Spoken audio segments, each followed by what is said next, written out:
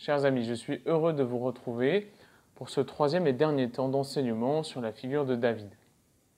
Vous vous souvenez sans doute, dans la première vidéo, le Père Luc nous a présenté l'élection de David choisi par Dieu qui regarde le cœur et non pas les apparences.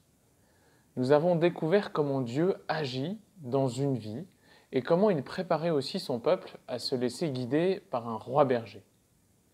Puis, le Père Vincent a repris l'histoire de David et de Goliath. Il a montré qu'une autre bataille se jouait en arrière-plan, celle entre Saül et David, celle entre un homme qui ne compte que sur ses forces humaines et celui qui s'appuie sur le Seigneur.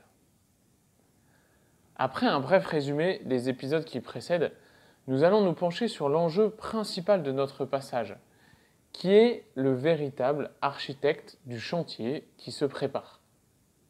En une minute tout d'abord, je vais tenter un petit résumé des 19 chapitres précédents. Vous êtes prêts ? C'est parti. Saül prend complètement David en grippe. Il cherche à le tuer plusieurs fois. David s'en réchappe à chaque fois, et c'est même lui, David, qui tient Saül au bout de son épée, mais qui décide de l'épargner par 2 fois. Pour chasser, David alors mène une vie de chef de bande. Sa renommée augmente, ce qui n'est pas pour lui déplaire.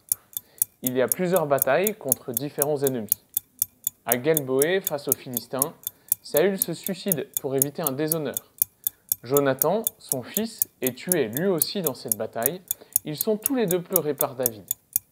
Après quoi, David est sacré roi à Hébron dans l'ouest du pays, puis il est proclamé roi sur la moitié nord du pays.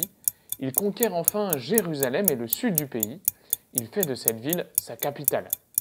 Il organise alors une grande fête pour l'arrivée de l'Arche Sainte, devant laquelle il virevolte et laisse éclater sa joie. David s'installe alors à Jérusalem et il coule des jours heureux. Nous en arrivons donc à notre passage. Nous allons nous pencher tout d'abord sur le projet de David, puis sur la première réponse de Nathan, qui est le prophète qui l'accompagne, et enfin sur la deuxième réponse de Nathan à ce projet qui est en fait celle de Dieu. À travers ce passage, nous verrons comment Dieu s'engage envers David et comment nous savons que Dieu a réalisé ses promesses d'une manière surprenante. Tout d'abord donc le projet de David. David est roi, il vit en paix, protégé par le Seigneur. Un beau jour, il réalise que l'arche du Seigneur est toujours sous la tente, tandis que lui habite sereinement dans son palais. Il prend aussi conscience que toutes les conditions sont réunies pour la construction du temple. En effet, dans la tradition juive, il était indiqué que les conditions suivantes devaient être réunies pour cette construction. Tout d'abord, qu'il y ait un roi sur tout Israël et que ce soit ce roi qui prenne l'initiative de la construction. Ensuite, que ces 12 tribus soient unifiées sous ce même roi. Enfin, que la paix règne avec les voisins. Notre chapitre s'ouvre justement en faisant mention du roi. Remarquons que le prénom de David n'arrive qu'au verset 4 dans la bouche du Seigneur. David agit donc bien ici en tant que roi, conscient de son devoir. Il veut se lancer dans la construction du Beth Amikdash, comme on dit en hébreu, c'est-à-dire la maison de sainteté. Précisons que le mot maison en hébreu a plusieurs sens. Il signifie en premier la maison, comme celle où nous pouvons habiter en ce moment, construite de pierre et de bois. Il désigne par extension la maison de Dieu, la maison de sainteté, c'est-à-dire le temple. Il signifie aussi la maisonnée, c'est-à-dire la lignée, la descendance. Quelle est la première réponse de Nathan ? Tout ce que tu as l'intention de faire, fais-le, car le Seigneur est avec toi, trouvons-nous au verset 3. Autrement dit, je sais qui tu es, David, je te connais. Tu agis comme un roi sage et inspiré, toutes les conditions pour construire le temple sont réunies, le projet que tu entreprends est bon, fonce. À première vue, le prophète parle au nom de Dieu. Mais nous le sentons aussi, sa réponse est très rapide, immédiate, presque du tac au tac. Est-ce bien là la volonté du Seigneur ? Or, petit moment gênant, le Seigneur réveille Nathan en pleine nuit. Dans un commentaire, un rabbin explique que David se serait mis au travail dès le lendemain matin, après le feu vert de Nathan. Il était donc impératif de prévenir David dès que possible. On peut imaginer la tête de Nathan devant la porte de David en pleine nuit pour lui annoncer que les projets de Dieu sont un petit peu différents que ceux prévus initialement. Va dire à mon serviteur David, ainsi parle le Seigneur, est-ce toi qui me bâtiras une maison pour que j'y habite? De quelle maison parle-t-on? Par Nathan, le Seigneur va faire passer David et nous lecteurs du sens matériel au sens spirituel du mot. Ainsi, Dieu commence par faire mémoire de l'histoire. Il montre à quel point c'est lui, Dieu, qui est à l'œuvre dans toute l'histoire du peuple d'Israël. Il est le maître de cette histoire depuis la sortie d'Égypte et Moïse, soit 200 ans avant David. Et c'est lui également qui a trouvé David de derrière ses boutons pour le consacrer roi.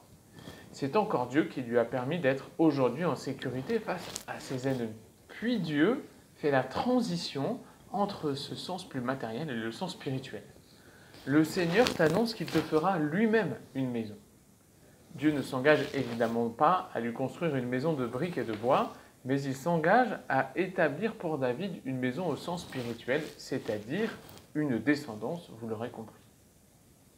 Quand tes jours seront accomplis et que tu reposeras auprès de tes pères, je te susciterai dans ta descendance un successeur qui naîtra de toi, et je rendrai stable sa royauté. C'est lui qui bâtira une maison pour mon nom, et je rendrai stable pour toujours son trône royal. Ces différentes promesses peuvent se comprendre de plusieurs manières. Effectivement, Salomon, fils de David, construira le temple et aura un règne relativement stable. Mais à l'approche de Noël, nous pouvons nous apercevoir qu'à l'instar des trains ou des guerres, ces promesses peuvent en cacher d'autres. Dieu a promis la construction d'un temple de pierre. Un autre temple s'est bâti dans le sein de Marie, abritant la présence de Dieu d'une manière impensable. Jésus est bien Dieu qui se fait homme.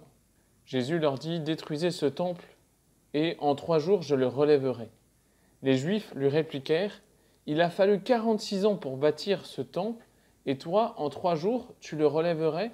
Mais lui parlait du temple de son corps. Nous trouvons ça dans l'évangile de Jean au chapitre 2. Dieu a promis à David un royaume stable pour toujours, et il a effectivement construit un royaume de manière inébranlable.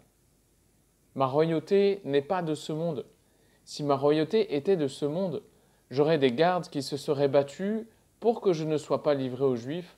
En fait, ma royauté n'est pas d'ici. Ce sont toujours des paroles de Jésus dans l'évangile de Jean au moment de sa passion au chapitre 18. Dieu a promis une grande proximité entre le descendant de David et lui-même. Moi, je serai pour lui un père et il sera pour moi un fils. Or, Dieu nous a envoyé son propre fils. Père, Seigneur du ciel et de la terre, je proclame ta louange. Tout m'a été remis par mon Père, et personne ne connaît qui est le Fils sinon le Père, et personne ne connaît le Père sinon le Fils, et celui à qui le Fils veut le révéler. Nous trouvons cela toujours dans la bouche de Jésus, cette fois-ci dans l'évangile de Luc, au chapitre 10. Enfin, Dieu a promis une grande stabilité au royaume de David.